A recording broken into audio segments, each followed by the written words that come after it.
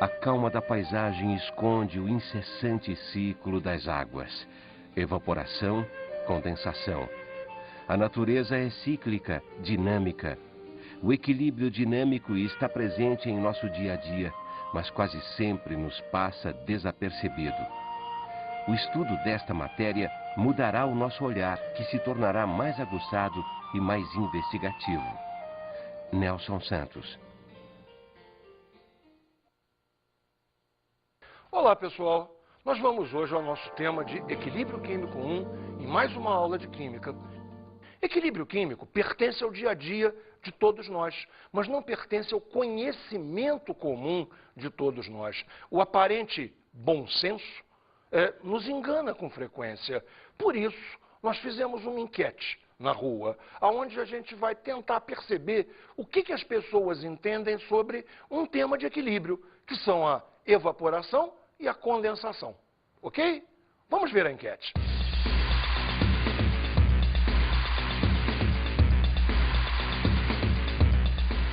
Oi, amigo, você sabe me dizer se a água desse copo evapora?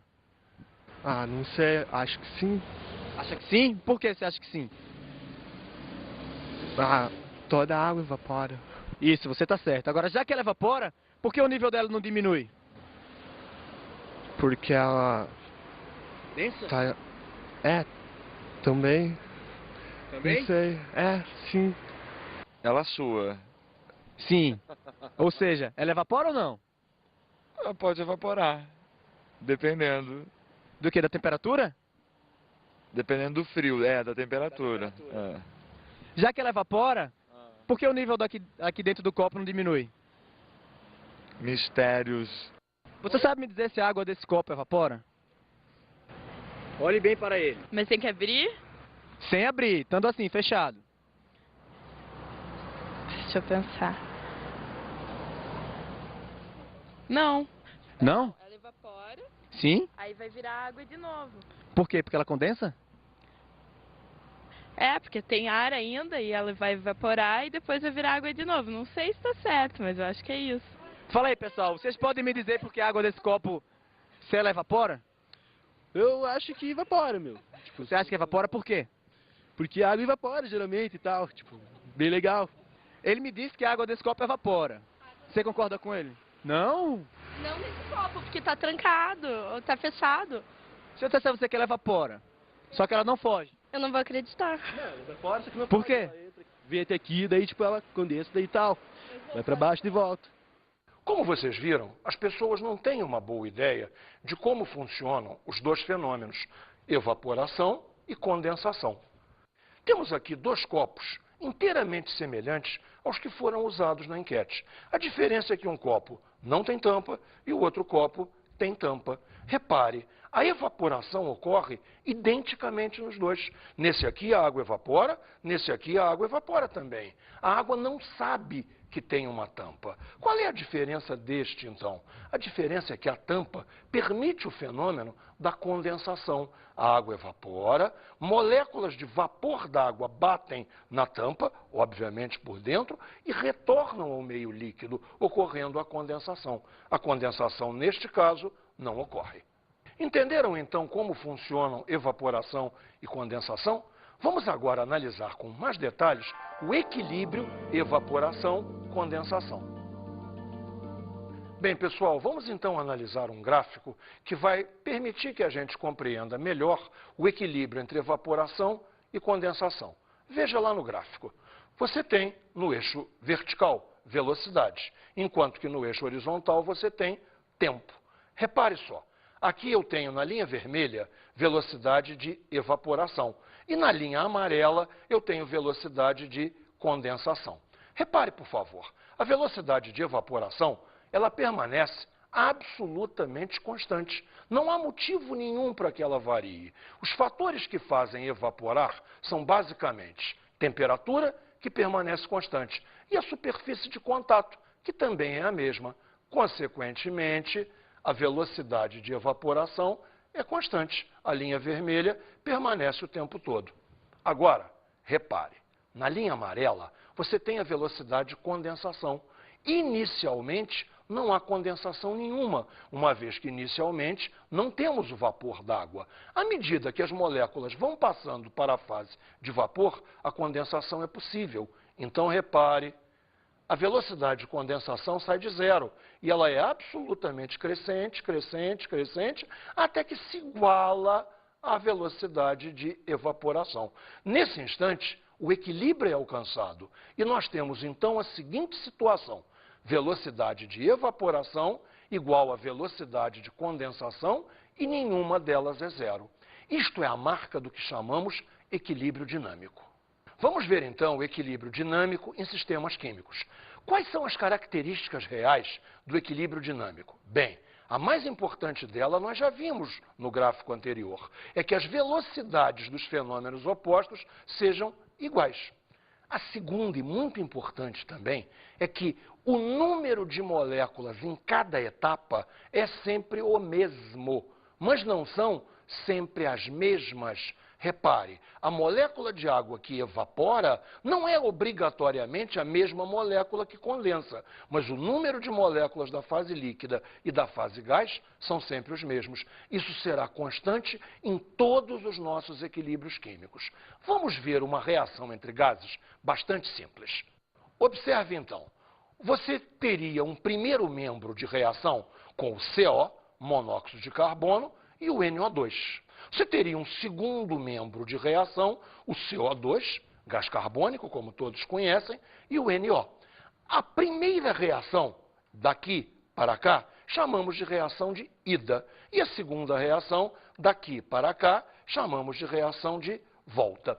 Vamos combinar o seguinte: no início, só existem os dois primeiros gases, ou seja, só existem o CO e o NO2. O CO2 e o NO ainda não existem. Repare então que a velocidade da reação de ida é igual a 1K de ida vezes a concentração de CO vezes a concentração de NO2. Isto é uma consequência da lei de Guldberg-Waage, ou lei de ação das massas. Vamos ver agora a velocidade de volta. A velocidade de volta, da mesma maneira, é igual a 1K de volta vezes a concentração de CO2 vezes a concentração de NO.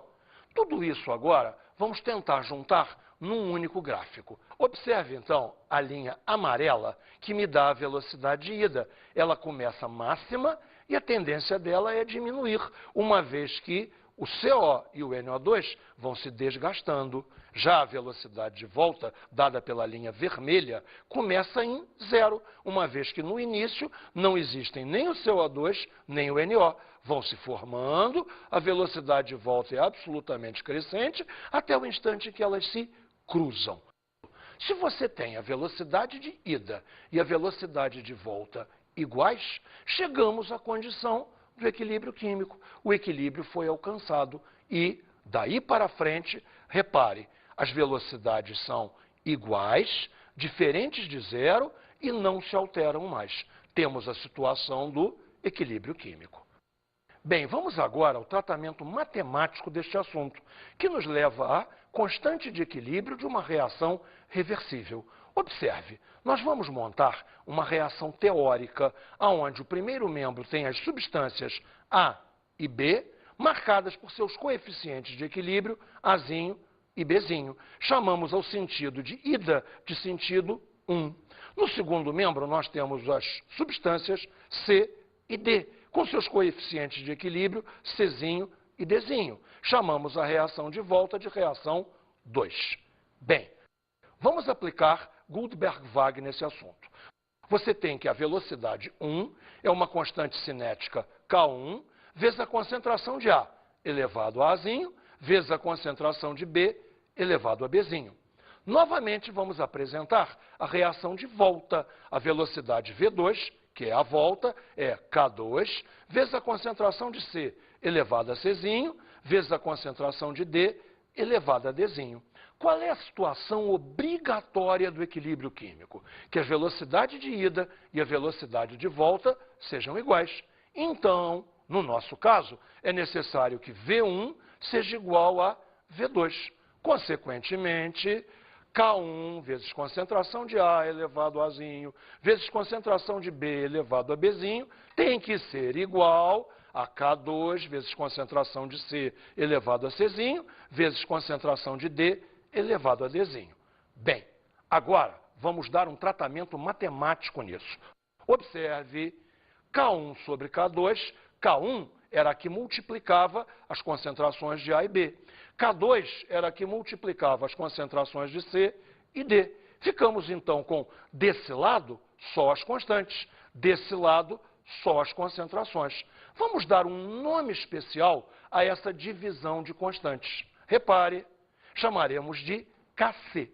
Kc quer dizer o seguinte: constante de equilíbrio em função das concentrações. Está entendido? A constante de equilíbrio, Kc, é a alma desse assunto. É ela que vai nortear tudo o que faremos. Então, agora, vamos ver algumas observações super importantes sobre Kc. A primeira observação é que Kc só depende da temperatura. Não existe nenhuma outra dependência. Kc é realmente uma constante. Para cada temperatura existe um Kc. E você encontra os valores tabulados para cada reação, um determinado Kc numa certa temperatura. Uma segunda observação é que Kc, por norma da IUPAC, é sempre segundo membro dividido por primeiro membro. E uma terceira e última observação você vai ver nesse exemplo. Note, o primeiro membro é constituído de N2 e O2, ambos em fase gasosa, que se transformam reversivelmente em 2 mols de NO, também em fase gasosa. Consequentemente, Kc será concentração de NO ao quadrado, sobre concentração de N2 vezes concentração de O2. Há um detalhe fundamental agora que você precisa perceber. Kc pode ter ou não ter unidade. Neste caso, não tem. Sabe por quê? Concentração é mol por litro. Em cima temos concentração elevado ao quadrado, consequentemente, mol por litro ao quadrado. Embaixo temos 2 vezes concentração, ou seja, mol por litro vezes mol por litro, logo mol por litro ao quadrado. Corta tudo e, neste caso, Kc é adimensional. Bem, vamos ver agora alguns exercícios resolvidos para entendermos melhor este assunto de Kc. O primeiro deles é o seguinte: repare, numa reação reversível, A2 mais B2, reversível com 2AB, no equilíbrio temos concentração de A2 0,23, concentração de B2 0,23, concentração de AB 1,54. Bem, a pergunta desse exercício é, então, com estes dados, como calcular a constante de equilíbrio Kc? Bem, você conhece a fórmula. Veja só, Kc tem que ser concentração de AB ao quadrado sobre concentração de A2 vezes concentração de B2. Lembra por quê? Concentração de AB é o segundo membro, concentrações de A2 e B2 é o primeiro membro. Agora, lembra de uma coisa? Nós vimos o seguinte: o Kc pode ser adimensional, e neste caso é adimensional. Repare porque aqui você tem concentração, consequentemente mol por litro, elevado ao quadrado, ou seja, mol ao quadrado por litro ao quadrado. Aqui você tem concentração 2 vezes, mol por litro vezes mol por litro, logo mol por litro ao quadrado, mol ao quadrado por litro ao quadrado. Corta, corta e temos um Kc adimensional. Entrando agora com os valores numéricos, repare, 1,54 ao quadrado, que corresponde à concentração de AB ao quadrado. 0,23 vezes 0,23. Aqui temos a concentração de A2 e aqui temos a concentração de B2. Temos então Kc igual a 44,83. E, observe bem, Kc é adimensional. Então não tem nenhuma unidade para ser colocada. Observe mais uma coisa. Kc foi expresso com 2 casas após a vírgula, porque os dados assim vieram, com 2 casas após a vírgula. Não teria sentido algum aumentar a precisão. Você estaria dando mais algarismos que não são válidos. Passamos, então, a um segundo exercício. O segundo exercício é bastante mais complexo, eu vou requerer muito mais da sua atenção. Observe o exercício. 1 mol de um composto AB reage com 1 mol de um composto CD, conforme a reação AB mais CD, reversível, dando AD mais CB, ok? Quando se estabelece o equilíbrio, verifica-se que 3/4 de mol de cada um dos reagentes, AB e CD, foram transformados em AD e CB. Não há nenhuma variação de volume. Novamente, então, a pergunta é a mesma. Qual é a constante de equilíbrio Kc para este sistema químico? Bem, a aplicação de fórmula é a mesma. Repare, Kc é igual a concentração de AD vezes concentração de CB, que temos em cima as concentrações do segundo membro, sobre concentração de AB vezes concentração de CD, que temos embaixo as concentrações do primeiro membro. Mas, observe, nós não sabemos os valores destas concentrações. Como descobrir? Bem, me siga. Nós vamos montar uma coisa chamada quadro de equilíbrio. Quadro de equilíbrio é realmente um quadro, onde aqui em cima você tem a reação, ou seja, aqui você vai entrar com os valores das concentrações. A sequência aqui é concentrações iniciais, variação estequiométrica, como ficam num instante qualquer da reação e como ficarão no equilíbrio. Vamos analisar a primeira linha. No início da reação, então, temos, repare, aqui é o início da reação. Toda esta linha será a linha de início. AB com 1 mol, CD com 1 mol. Agora, AD e CB ainda não existem. Consequentemente, 0 e 0 para cada um. Vamos, então, agora ver a linha da estequiometria. Como a reação é 1 mol para 1 mol para 1 mol para 1 mol, teremos X, X, X e X, ok? Isto é o que reage, isto é o que reage, isto é o que se forma, isto é o que se forma. Tá ok? Repare, então, que vamos agora para a linha do instante qualquer. Como é a situação do AB? Tínhamos 1 mol, reagiram X mols, sobraram 1 menos X mols. Para o CD, tínhamos 1 mol, reagiram X mols, sobraram 1 menos X mols. A situação do AD é completamente diferente. Nada tínhamos, formaram-se X mols, então temos X mols. Para o CB, a mesma coisa. Nada tínhamos inicialmente, formaram-se X mols, então agora temos X mols. Bem, o enunciado do exercício nos diz que 3/4 de mol, tanto de AB quanto de CD, se transformaram nos produtos.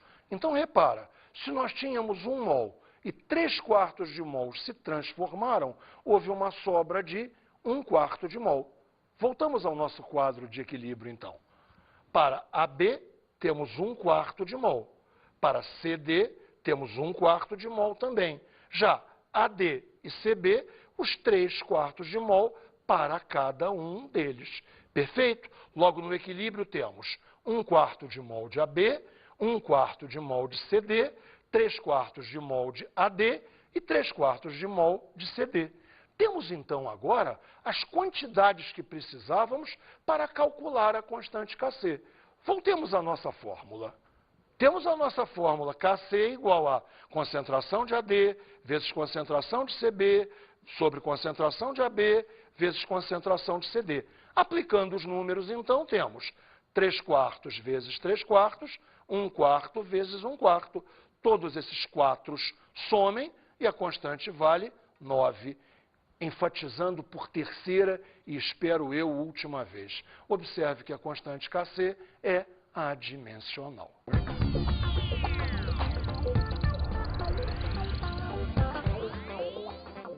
Meu querido aluno, perceba o seguinte.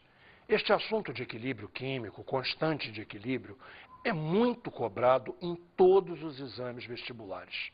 E, pela nossa experiência, o pessoal vai muito mal nele. Assim, qualquer investimento que você faça em estudar esse assunto terá dividendos extraordinários para você. Duas coisas, então, eu te peço. Primeiro, que você passe a olhar para o mundo com essa nova ideia do equilíbrio dinâmico, do equilíbrio de sistema reversível. Você sabe agora que nenhuma reação se completa realmente. Não existem as reações completas. O que você tem são sistemas dinâmicos, com reação de ida e com reação de volta. A segunda dica é: resolva, mas resolva mesmo todos os exercícios do material didático. Veja, é fundamental que você faça esses exercícios compreendendo o fenômeno. Não é achar a resposta, não é fazer a conta, não é esse o problema. É que você tenha entendido a situação do problema. Meus votos de boa sorte para você. Estamos juntos sempre.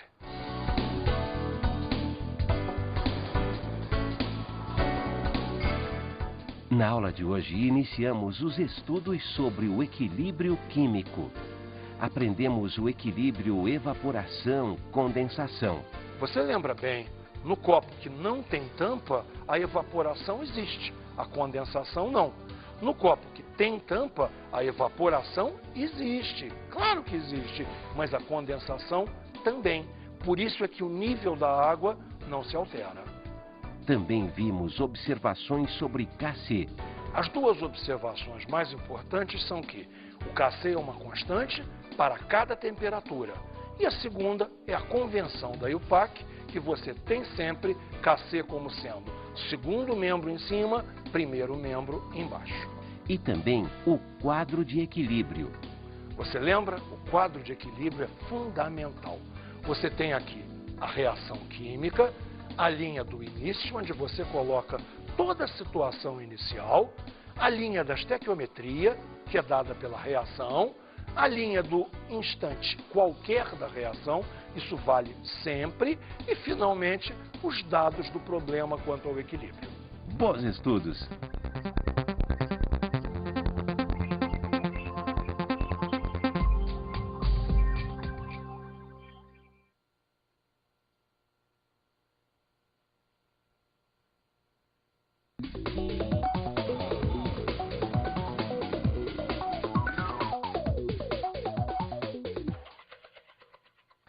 Meu colega professor, todos nós já vivenciamos o quanto é difícil passar para o aluno as técnicas de equilíbrio químico, o quanto é difícil a gente fazer que o aluno incorpore o equilíbrio dinâmico. E para nós isso parece tão simples, parece tão fácil. Qual é a diferença, afinal de contas, entre nós e o nosso aluno? Será que é o tempo de estrada que nós temos? Eu tenho uma certeza. Não é o tempo de estrada, a não ser que esse tempo seja muito bem empregado. Em alguma hora, em nosso passado, no meu, no teu, foi um professor que te fez dar o estalo e compreender realmente a dinâmica do equilíbrio. Nós temos que fazer que nosso aluno também dê esse estalo que nós demos um dia. Toda a ênfase deve ser dada ao processo, à situação, e não às contas, não à matemática. Precisamos que o aluno compreenda o fenômeno. Na verdade, o que nós precisamos é retribuir em nossos alunos o que um professor um dia, e não necessariamente em nosso ensino médio, fez por nós. Boa sorte, bom trabalho.